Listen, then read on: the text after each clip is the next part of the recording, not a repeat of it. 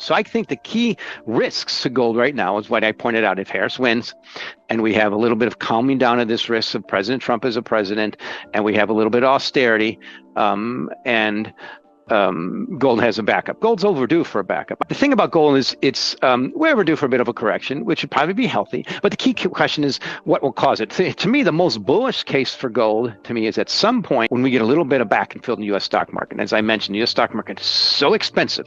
And with the stock market on a tear and U.S. 10-year notes and T-bills, still yielding over 4%. Why buy gold?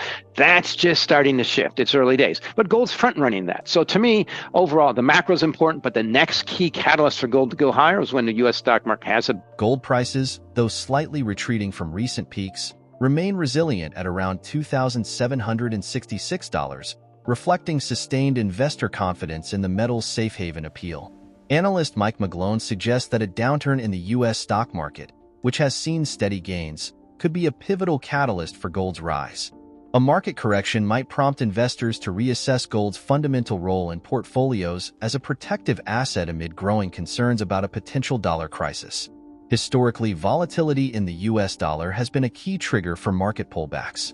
Jonathan Krinsky from BTIG expects the U.S. stock market to experience a significant downturn, with a projected 5% decline likely to hit the S&P 500 especially hard.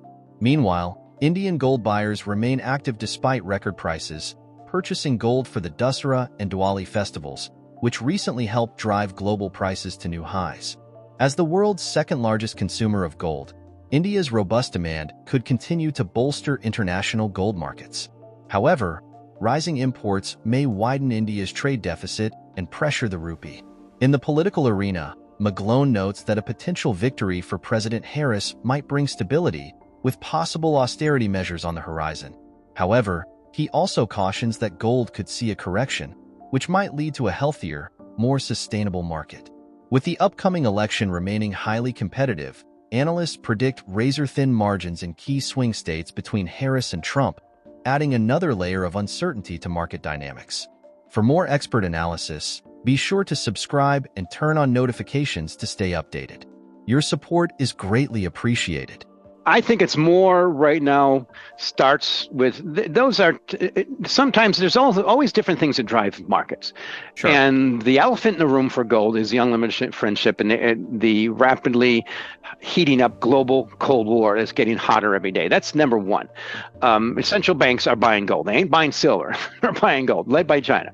And they're still doing that. And they should be. I mean, it makes sense after what happened with the dollar. Now, that is another factor. But to me, that's more peripheral and like even commitment of traders and ETF holdings, that stuff matters. It used to matter a lot more, but right now it's the overall. So I think the key risks to gold right now is what I pointed out. If Harris wins and we have a little bit of calming down of this risk of President Trump as a president, and we have a little bit of austerity, and gold has a backup. Gold's overdue for a backup. I think at some point, so that's one thing. I lost my hair trying to figure out the short term in things like markets. I used to do that for a living with leverage futures. So just imagine that typically it's 20-1 leverage when you're a futures trader. But the thing about gold is we're overdue for a bit of a correction, which would probably be healthy. But the key question is what will cause it. To me, the most bullish case for gold to me is at some point when we get a little bit of back and fill in the U.S. stock market. And as I mentioned, the U.S. stock market is so expensive. And with the stock market on a tear and U.S. 10-year notes and T-bills leaning, still yielding over 4%, why buy gold? That's just starting to shift. It's early days. But gold's front running that. So to me, overall, the macro is important, but the next key catalyst for gold to go higher is when the U.S. stock market has a bear market, maybe just doesn't go up for every single day it has a little bit of a pullback, but that can come back on the back of what normally happens after you go up too much.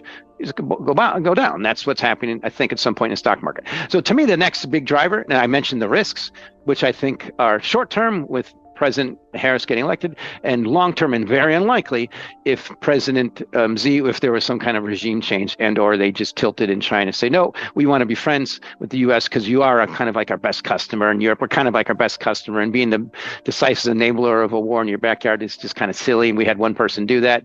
That's why history is going to view that, and just hopefully it doesn't turn out too bad. But right now, we do have a Cold War that's getting hotter every day. But to me, it's the macro big picture of that expensive stock market that I just can't take my eye from it. So here's one thing I want to tilt over and lean into. Shorter term, you look at everything you can. The correlation between Bitcoin and the stock market, S&P 500. 60 days is the highest ever. It's never been that high on the way up. Correlations always go to 1 on the way down. So if stock market goes down, all correlations go to 1. That's what pushes risk assets like Bitcoin down. The correlation between copper and the S&P 500 is very high, yet copper's lagging. So those are kind of things I look at that markets just ready for on the cusp of some big moves. And I think that's what gold's picking up. And I think the next big trade at some point will be that NBT will be the U.S. Treasury bond yields catching up to the rest of the world. Now, if I continue to be wrong on that, it's partly because wonderfully, the U.S. stock market's just... The silver market continues its upward trend, driven by expectations that central banks worldwide may further reduce interest rates. Additionally, ongoing global geopolitical tensions are creating a supportive backdrop for silver's rise. If the momentum holds, the market could aim for the $35 level. Any pullbacks are expected to find strong support around $32.50, a level that recently acted as crucial resistance. Now that silver has broken above this point, traders may engage in buy-the-dip behavior, acknowledging the significance of this level. Mike McGlone notes that while broader macroeconomic conditions primarily drive gold's price movements, silver's performance is more technically driven. Currently, silver is breaking through resistance and could reach as high as $40, though its progress remains closely tied to gold's ongoing rise. Now, let's return to the interview. Well, I view gold as much more macroeconomic and silver much more technical. It's called the devil's metal for a reason. I used to have hair trying to trade silver. Now I look at it, sure, it's breaking out. It's good. It's converted 30 resistance to support. Probably going to maybe revisit that level, maybe get up to 40, but it's completely dependent on gold going up at the moment. So all the precious metals are catching up, platinum, palladium, and silver. The significance, I think, of silver is much more of an industrial metal than it was in the past. I mean, every single day that goes by, gold is demonetizing virtually all the metals, most notably precious metals like silver. And the bottom line is, to me, copper looks like it's a pretty good peak. Silver is much more correlated to copper than it was in the past, and still somewhat correlated to gold. But I love watching that gold-silver ratio. It's right around 80. 80, I think, was first traded around 30 years ago. I think when Sir Isaac Newton was the head of the mint in the UK, it was around 16. That's what was considered the amount of his name was Sir Isaac Newton?